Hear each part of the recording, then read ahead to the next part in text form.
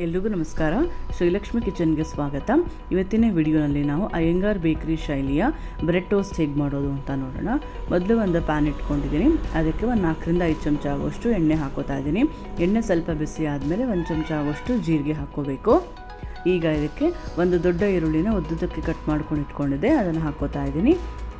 ಈರುಳ್ಳಿ ಹಾಕ್ಕೊಂಡು 1-2 ನಿಮಿಷ ಚೆನ್ನಾಗಿ ಫ್ರೈ ಮಾಡ್ಕೋಬೇಕು. ಸ್ವಲ್ಪ ಈರುಳ್ಳಿ ಫ್ರೈ ಆದಮೇಲೆ ಒಂದು 3 ರಿಂದ 4 ಹಸಿಮೆಣಸಿನ್ಕಾಯಿನ ಚಿಕ್ಕದಾಗಿ ಕಟ್ ಮಾಡ್ಕೊಂಡು ಇಟ್ಕೊಂಡಿದ್ದೆ, ಅದನ್ನು ಕೂಡ ಹಾಕೋತಾ ಇದ್ದೀನಿ. ಹಸಿಮೆಣಸಿನ್ಕಾಯಿ ಬೇಡ ಅಂತಂದರೆ ಸ್ಕಿಪ್ ಮಾಡ್ಕೋಬೋದು.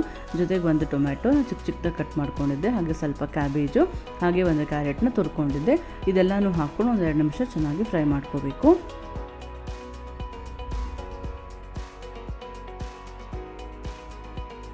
ಈಗ ನೋಡಿ, ಈಗ ಒಂದು ಸ್ವಲ್ಪ ಫ್ರೈ ಆಗಿದೆ. ಈಗ ಇದಕ್ಕೆ ರುಚಿಗೆ ತಕ್ಕಷ್ಟು ಉಪ್ಪು ಹಾಕೋತಾ ಇದ್ದೀನಿ.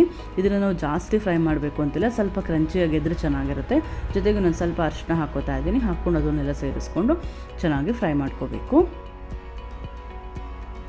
ಈಗ ನೋಡಿ, ಒಂದು 2 ನಿಮಿಷ ಚೆನ್ನಾಗಿ ಫ್ರೈ ಮಾಡ್ಕೊಂಡಿದ್ದಾಗಿದೆ. ಈಗ ಇದಕ್ಕೆ ಒಂದು ಸ್ವಲ್ಪ ಗರಂ ಮಸಾಲ, ಜೊತೆಗೆ 1 ಚಮಚ ಆಗೋಷ್ಟು ಹಸಿಮೆಣಸಿನ ಪುಡಿ ಹಾಕೋತಾ ಇದ್ದೀನಿ. ಮೊದಲೇ ಸ್ವಲ್ಪ ಹಸಿಮೆಣಸಿನ್ಕಾಯಿ ಹಾಕ್ಕೊಂಡಿದ್ದೆ, ಹಾಗಾಗಿ ಒಂದು ಸ್ವಲ್ಪ ಹಾಕ್ಕೊಂಡಿದ್ದೀನಿ ಹಸಿಮೆಣಸಿನ ಪುಡಿ. ಜೊತೆಗೆ 1 ಚಮಚ ಆಗೋಷ್ಟು ಧನಿಯಾ ಪುಡಿ, ಒಂದು ಅರ್ಧ ನಿಂಬೆಹಣ್ಣು ಹಿಂಡ್ಕೋತಾ ಇದ್ದೀನಿ. ಹಾಕ್ಕೊಂಡು ಈಗ ಎಲ್ಲ ಸೇರಿಸ್ಕೊಂಡು ಚೆನ್ನಾಗಿ ಫ್ರೈ ಮಾಡ್ಕೋಬೇಕು.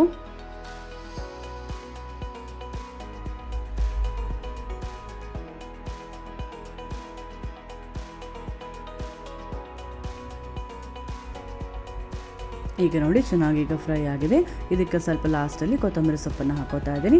ಹಾಕ್ಕೊಂಡು ಕೈ ಆಡಿಸ್ಕೊಂಡ್ರೆ ಸ್ಟಫಿಂಗ್ ರೆಡಿ ಆಗುತ್ತೆ.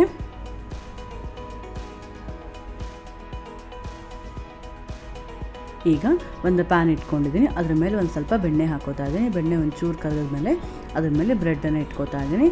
ಒಂದು ಸೈಡ್ ಹಾಕ್ಕೊಂಡು ಇನ್ನೊಂದು ಸೈಡ್ ಕೂಡ ಅದನ್ನು ಬೆಣ್ಣೆ ಹಚ್ಕೋತಾ ಇದ್ದೀನಿ. ಹಚ್ಕೊಂಡು ಒಂದು ಸೈಡ್ ಸ್ವಲ್ಪ ಗೋಲ್ಡನ್ ಕಲರ್ ಬಂದಮೇಲೆ ಈಗ ಇದಕ್ಕೆ ಸ್ಟಫಿಂಗನ್ನು ಹಾಕೋತಾ ಇದ್ದೀನಿ. ಮೇಲೆ ಚೆನ್ನಾಗಿ ಸ್ಪ್ರೆಡ್ ಮಾಡ್ಕೋಬೇಕು.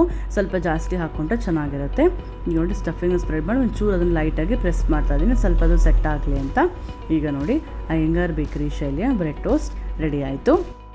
ಹಾಗೆ ಇವತ್ತಿನ ವಿಡಿಯೋ ನಿಮಗೆ ಇಷ್ಟ ಆಗಿದ್ದರೆ ಲೈಕ್ ಮಾಡಿ, ಹಾಗೂ ಫ್ಯಾಮಿಲಿ ಫ್ರೆಂಡ್ಸ್ ಜೊತೆ ಶೇರ್ ಮಾಡಿ. ಎಲ್ಲರಿಗೂ ಧನ್ಯವಾದಗಳು.